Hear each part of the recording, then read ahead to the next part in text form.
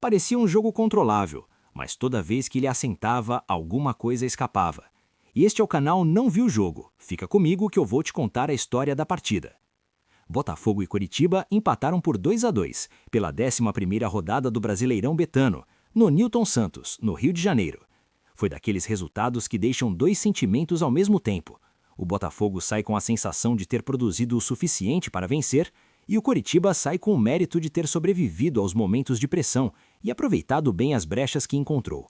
No fim, o placar explica um jogo em que um time teve mais presença com a bola, mas o outro soube transformar melhor alguns recortes da partida. O começo mostrou um Botafogo mais instalado no campo de ataque, tentando empurrar o Coritiba para trás e circular a jogada perto da área. O Coritiba aceitou por alguns momentos esse cenário, mas não se desorganizou. Quando recuperava a bola, saía com mais verticalidade, tentando acelerar antes que a defesa do Botafogo recompusesse. O ritmo não era alto o tempo todo, mas o jogo tinha chegada. O Botafogo finalizava mais, só que ainda sem transformar esse volume em controle completo. E o Coritiba, mesmo ficando menos tempo com a bola, deixava claro que conseguiria ameaçar quando encontrasse espaço.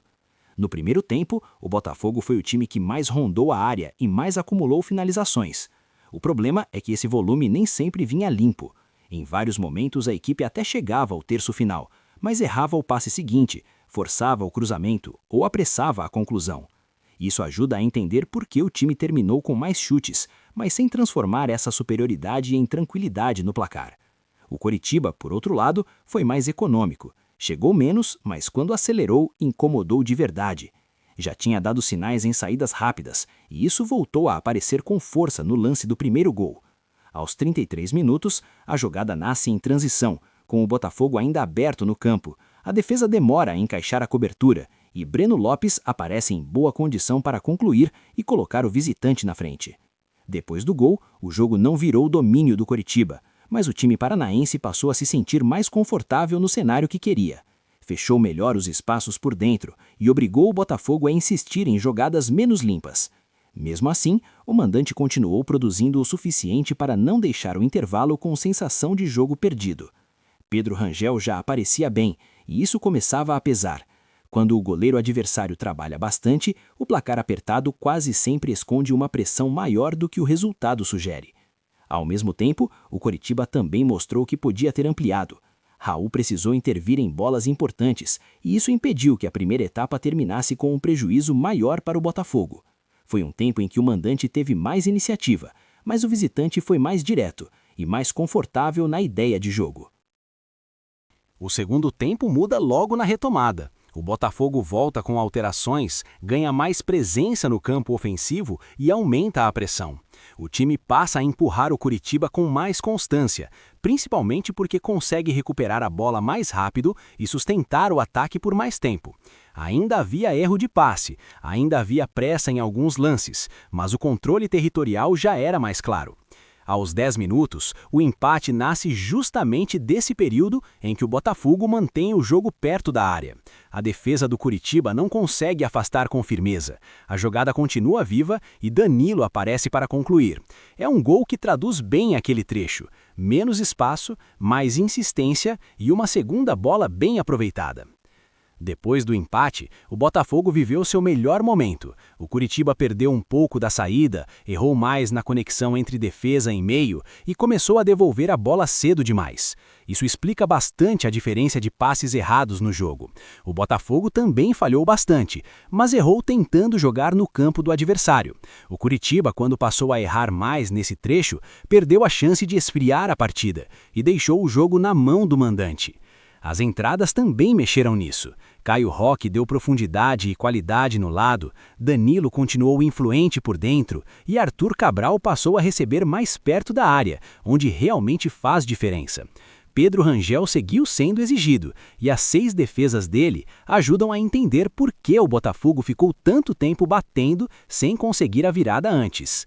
Até que aos 32 minutos, o lance sai de uma jogada em que o Botafogo consegue atacar a área com mais presença.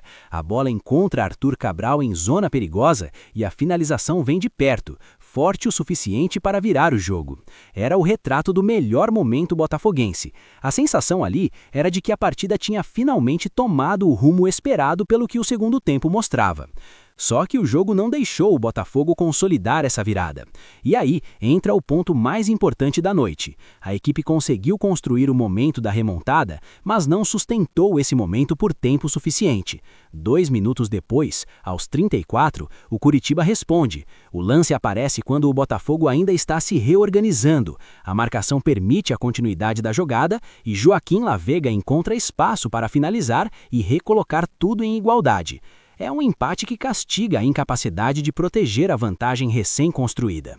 Daí até o fim, o Botafogo voltou a rondar a área e terminou com mais volume, mas já era um volume mais ansioso, menos limpo. O Coritiba baixou as linhas, aceitou sofrer e contou de novo com Pedro Rangel, enquanto o Botafogo empilhava tentativas sem a mesma clareza do melhor trecho do segundo tempo. A pressão existiu, mas não virou domínio absoluto. Pedro Rangel teve peso direto no resultado.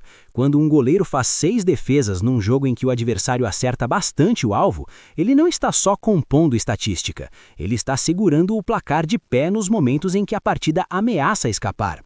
No Botafogo, Danilo foi o jogador que mais ajudou a dar sentido ao ataque. Participou muito, pisou em zonas perigosas, criou jogadas e ainda marcou. Foi o nome que melhor conectou volume com produção real. Arthur Cabral também foi importante, porque transformou presença de área em ameaça concreta. Nem sempre participou muito da construção, mas quando a bola chegou onde precisava, ele apareceu como referência. Caio Roque merece menção pela entrada. O Botafogo cresceu com ele, especialmente pelo lado, com mais profundidade e cruzamentos que começaram a empurrar o Coritiba para trás. Pelo Coritiba, Breno Lopes foi decisivo enquanto esteve no campo, porque deu profundidade, atacou o espaço e traduziu bem o plano de transição.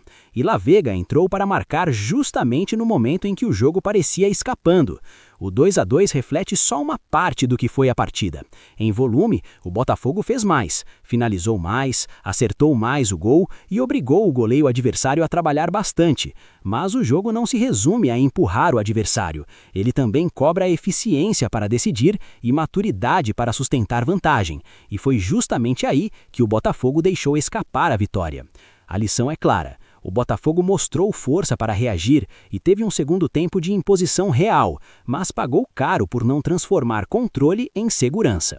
O Coritiba, mesmo errando bastante com a bola e passando longos períodos atrás, foi competitivo onde a partida pedia. Resistiu, aproveitou transições e não saiu do jogo nem quando levou a virada.